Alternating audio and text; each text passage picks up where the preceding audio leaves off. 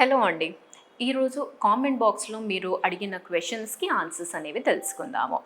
First వచ్చేసి cervical stitch వేయించుకున్న తర్వాత బెడ్ రెస్ట్ తీసుకోవాలా అనేది క్వశ్చన్. ఇప్పుడు మనము ఆలోచించాల్సింది ఏంటి అంటే సర్వైకల్ స్టిచ్ అనేది ఎందుకు వేశారు?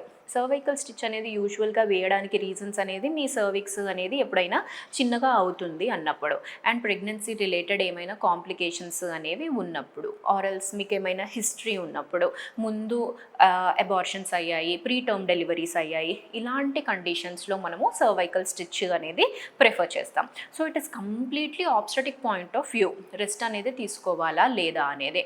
అండ్ దీనికి అనేది యూజువల్గా కంప్లీట్ బెడ్ రెస్ట్ అనేది ఎప్పుడు చెప్తాము అంటే, కొన్ని కండిషన్స్ ఏవైతే మీకు సర్విక్స్ అనేది చాలా చిన్నదిగా అయిపోతుందో అలాంటి కండిషన్స్లో కంపల్సరీగా బెడ్ రెస్ట్ అనేది తీసుకోవాలి అన్నట్టుగా చెప్తాం.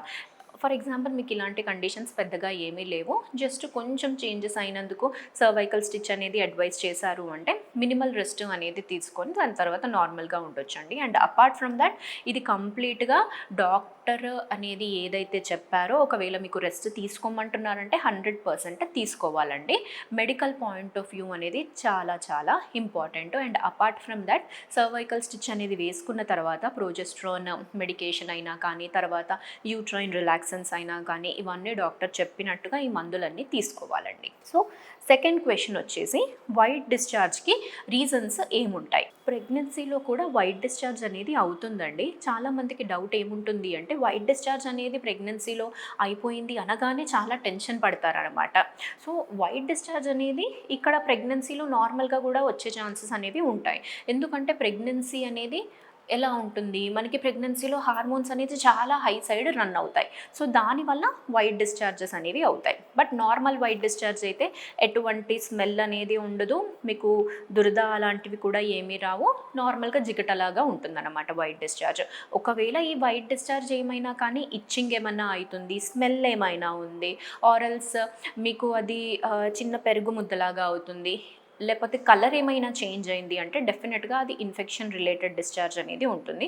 ఒకవేళ మీకు ఏమైనా బ్లడ్ స్టెయిన్డ్ డిశ్చార్జ్ అవుతుంది అంటే మాత్రం ఇమీడియట్గా డాక్టర్ని కన్సల్ట్ అవ్వాలి. ఎందుకంటే లోపల ఎక్కడో బ్లీడింగ్ అయ్యి దాంతోపాటు డిశ్చార్జ్ అనేది అవుతుంది. సో ఏం ప్రాబ్లం ఉందనేది చూసుకోవాలండి. అండ్ ఇంకొకటి గుర్తుపెట్టుకోవాల్సింది ఏంటి అంటే, లేటర్ మంత్స్ ప్రెగ్నెన్సీ అనేది ప్రోగ్రెస్ అయినప్పుడు మీకేమైనా సడన్గా లీకేజెస్ అవుతున్నాయి, డిశ్చార్జ్ లాగా అవుతుంది అంటే ఇమీడియట్గా హాస్పిటల్కి వెళ్ళాలి. ఎందుకంటే ఉమనీర్ ఏమైనా లీక్ అయిందా అనేది చూడాలండి. సో పిఆర్ఓఎం కండిషన్స్ అంటారనమాట. సో అలాంటి ప్రాబ్లమ్స్ ఏమైనా ఉంటే ఇమీడియట్గా డయాగ్నోస్ అనేది చేయాలండి. తర్వాత వచ్చిన క్వశ్చన్ ఏంటి అంటే, యూరిన్ టెస్ట్ అనేది ఈవినింగ్ టైంలో చేసుకోవచ్చా? సో నార్మల్గా యూజువల్గా ప్రెగ్నెన్సీ కన్ఫర్మేషన్కి ఫస్ట్ టైం మనం టెస్ట్ అనేది చేస్తున్నామంటే ఎర్లీ మార్నింగ్ టెస్ట్ అనేది యూజువల్గా ఐడియల్ అండి. ఎందుకంటే ఓవర్ నైట్ అనేది మనము పడుకుంటాం, దాని తర్వాత ఫస్ట్ వెళ్ళిన యూరిన్ శాంపుల్లో హార్మోన్ లెవెల్స్ అనేవి చాలా హై ఉంటాయన్నమాట. సో కరెక్ట్గా డయాగ్నోస్ చేయాలి అంటే ఆ టెస్ట్ అనేది మనము ఫస్ట్ ప్రిఫర్ చేస్తాం.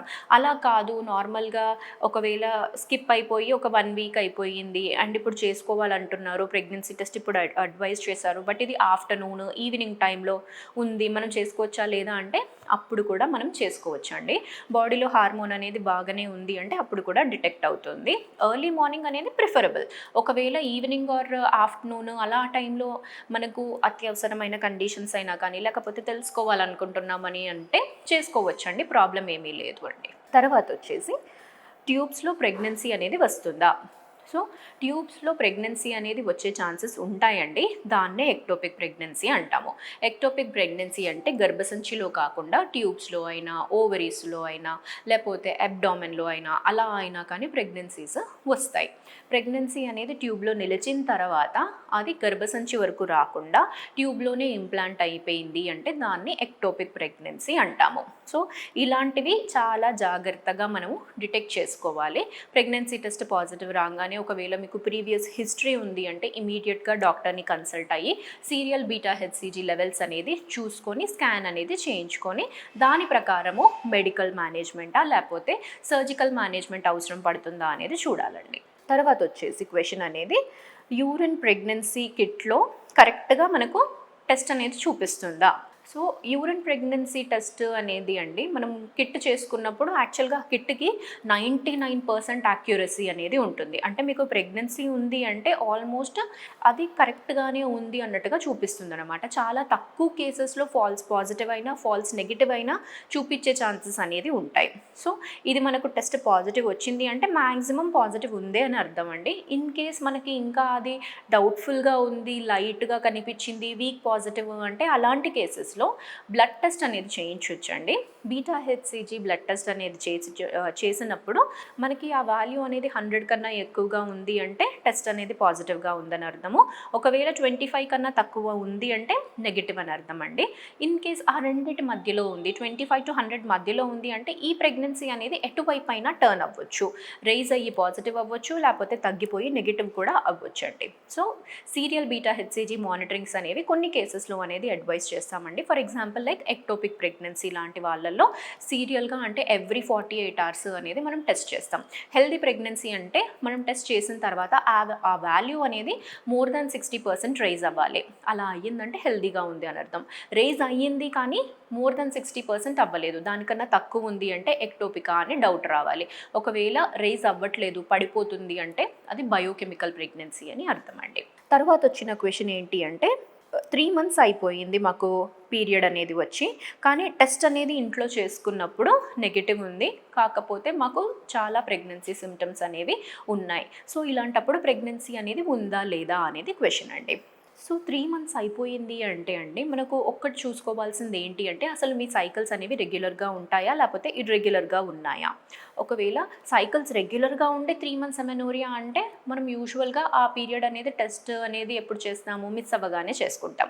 3 months అయిపోయింది అంటే మీకు ప్రీవియస్ హిస్టరీ కూడా ఇలాంటి సైకిల్సే ఏమైనా ఉన్నాయా అనేది చూడాలి. ఒకవేళ మీరు ఇప్పటివరకు ఎక్కడ చూయించుకోలేదు అంటే ఒకసారి ఇవాల్యుయేషన్ అనేది చేయించుకోవాలండి.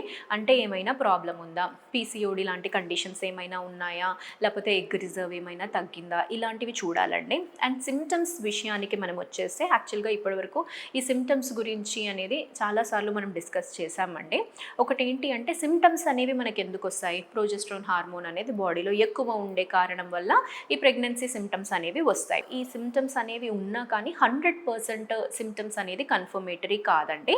మనకు యూరిన్ ప్రెగ్నెన్సీ టెస్ట్ అనేది ఇట్ ఇస్ 99% యాక్యురసీ అనేది ఉంటుంది. దాంట్లో మీకు ఇంకా డౌట్ ఉంది అంటే నెక్స్ట్ బ్లడ్ టెస్ట్కి వెళ్ళి అది కన్ఫర్మ్ అనేది చేసుకోవచ్చండి. మీకు బీటా హెచ్సిజీ బ్లడ్ టెస్ట్ అనేది చేయించండి. ఇన్ కేస్ దాంట్లో పాజిటివ్ వచ్చింది అంటే పాజిటివ్ అండి, లేదు వాల్యూ అనేది తక్కువ ఉంది అంటే నెగిటివ్.